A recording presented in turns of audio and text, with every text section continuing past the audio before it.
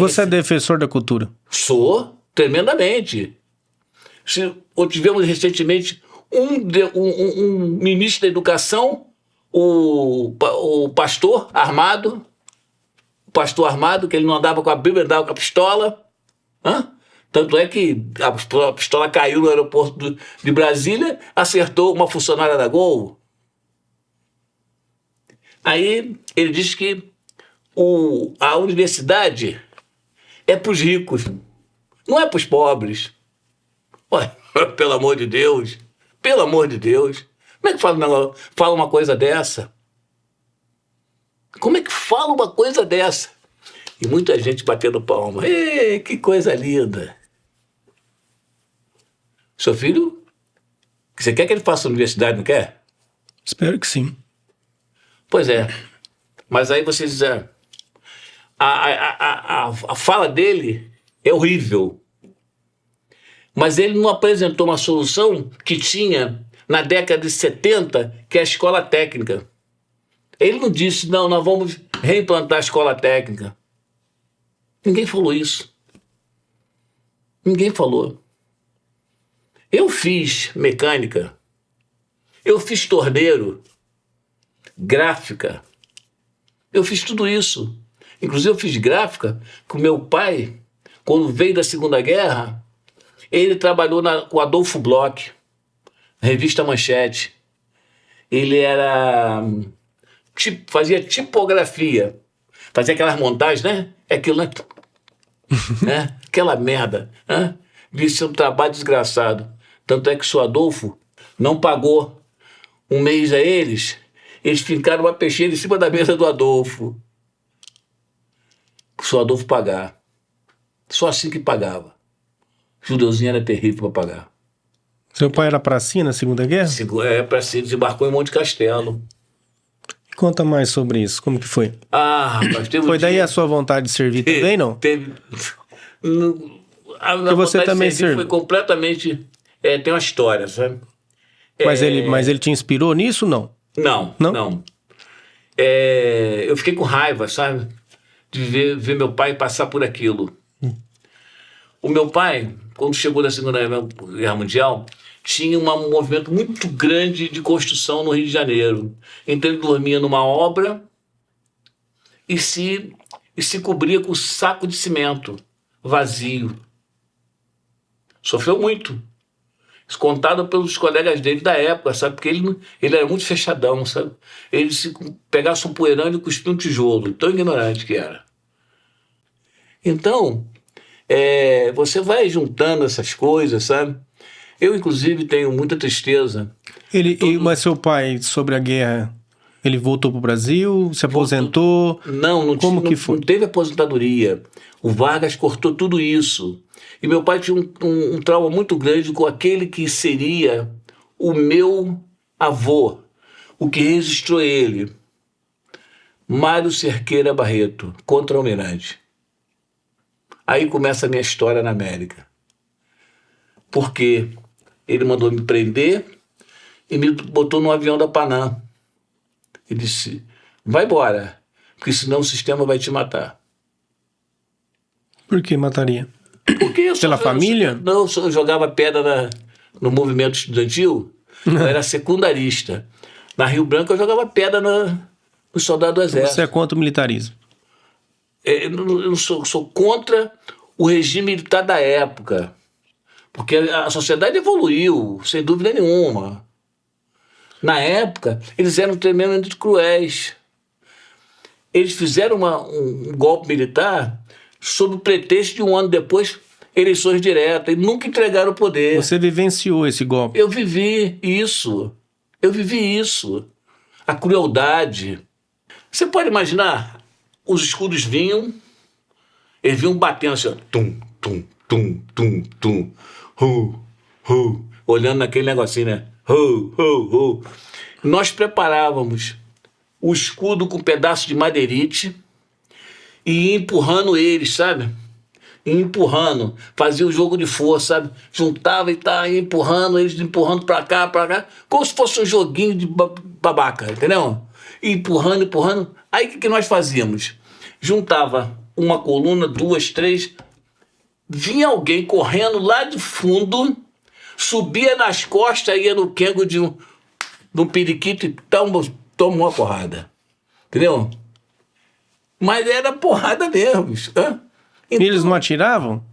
era inferno. Rapaz, eu lembro que um dia eu pulei do 3º andar de um prédio na Universidade Federal Fluminense, a UF, porque eu era muito burro. Eu estudava no Instituto de Matemática, sabe?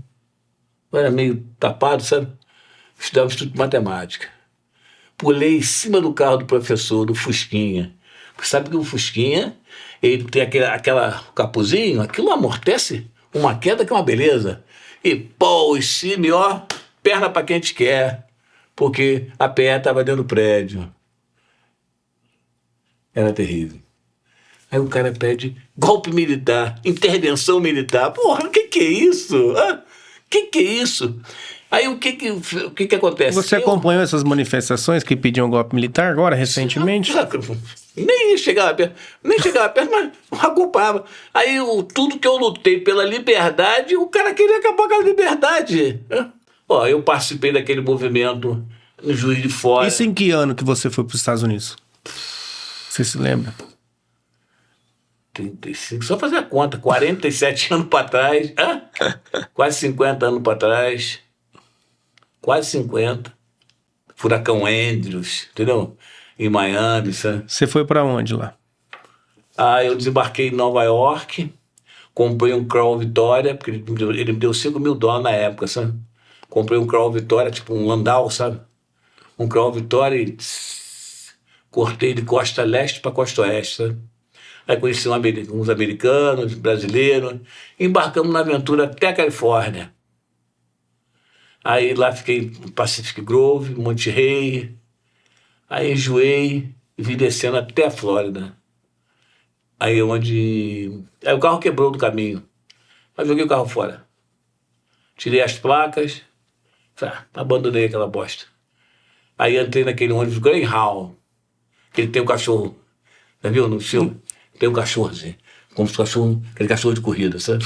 Aí embarquei, cheguei na plataforma e disse, meu Deus do céu, vou comprar passagem pra onde? Aí eu olhei, Delray Beach. Eu falei, nome legal, é pra aí que eu vou. Comprei a passagem, você não tinha nem posição mais pra andar. De um lado, de outro, pô. Quando cheguei em Del Rey, o cara falou, ponto final. Falei, puta. Soltei, parei numa pracinha, aí vi um bar assim, abri as portas, saía aquela fumaça. Falei, epa, o capeta tá ali dentro. É ali que eu vou, não? Aí, Roses, o nome do bar, Roses. Lá eu conheci minha mãe e minha esposa americana. A Kimberly. Ela fala muito pouco português, mas se tiver a oportunidade de ver, um abraço para ela, pro esposo dela, o Glenn, o filho, a Janet, a turma toda lá. E aí você viveu na Flórida? Flórida, Geórgia, Wisconsin, Alasca. E por que você, sendo um cidadão americano, voltou pro Brasil? Raízes. Falou mais alta a raiz? Claro. Final da vida dos meus pais. Você tem que ter raiz. A árvore que não tem raiz, ela não vive, não. Ela não vive. Se arrepende de ter deixado a América? Nem um pouco. Você gosta de lá? Gosto, é um shopping center, um tremendo shopping center. Para cultura não serve, culturalmente não serve. Tem, mas não diferente, é o consumismo absoluto.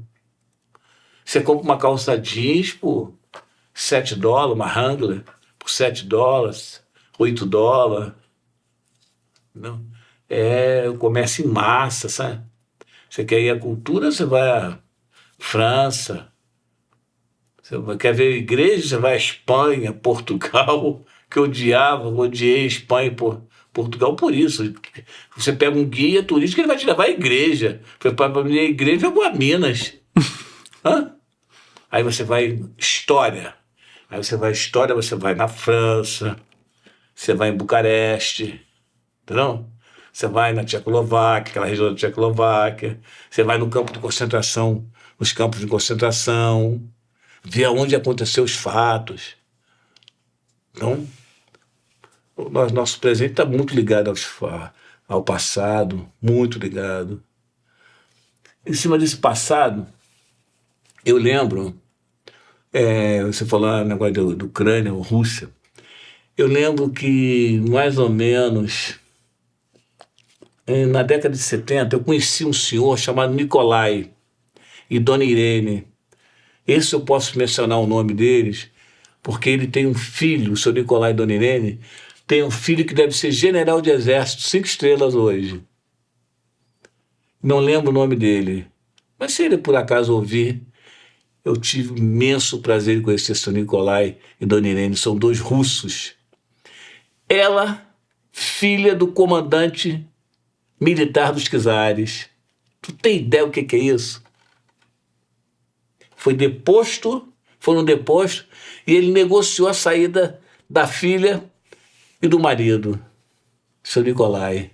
Seu Nicolai, engenheiro civil, ele projetava o esgotamento sanitário de Moscou.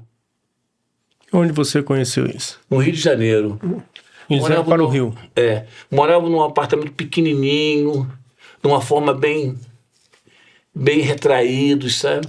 Uma coisa linda. E falar com Dona Irene, era uma coisa fantástica. O senhor Nicolai é uma pessoa fantástica, sabe? Se o filho deles, Nicolai, não sei se a pronúncia era só Stafotov, Miski. O sobrenome era Miski. Se o filho me ouvir, sabe, fica aí um abraço imenso. Eu sabia que ele era oficial do exército na época, ou era subtenente, ou era cadete, alguma coisa assim. Deve ser um oficial de 5 estrelas, porque tamanha a quantidade de anos, né? Ou se até reformado, que eu tenho imenso saudades da Dona Irene. Não está lá na guerra da Ucrânia, não? Não, esse é o exército brasileiro. Ah, brasileiro. Porque eles vieram para cá e tiveram filho brasileiro, sabe? E ele permaneceu no militar? Ele era militar, o filho era militar, sabe? E o pai e a mãe, ele era engenheiro, sabe? Não lembro como é que ele vivia, sabe? Mas, rapaz, você tem que ver, cara, que coisa, que 2 pessoas amáveis. E como que você vê esse pessoal da Ucrânia nessa guerra que estão passando? Não falaram que ia ganhar em uma semana? Não vão ganhar nem 10 anos. Como que você vê isso aí? Por que eles não ganham em 10 anos? Um país tão pequeno, você vê que as pessoas comentam que a Rússia vai engolir, que a Rússia vai fazer. Orgulho, são muito orgulhosos. São fortes na luta. São fortíssimos na luta. Mas está recebendo ajuda da OTAN. Não vai ganhar nunca. E qual que é o interesse da OTAN de estar despejando dinheiro na Ucrânia? Avança as fronteiras dela para estrategicamente ficar muito próximo à Rússia. Dali para Moscou deve ser uns 700 e poucos quilômetros. Qualquer míssil balístico atinge Moscou. Antes da gente começar aqui, eu estava falando para você, quem está me ouvindo não sabe quanto custa manter um arsenal militar. Um arsenal atômico. Outro dia ali que custava cerca de quase 3 bilhões a cada 2 anos. Alguém acha que a Rússia tem esse dinheiro?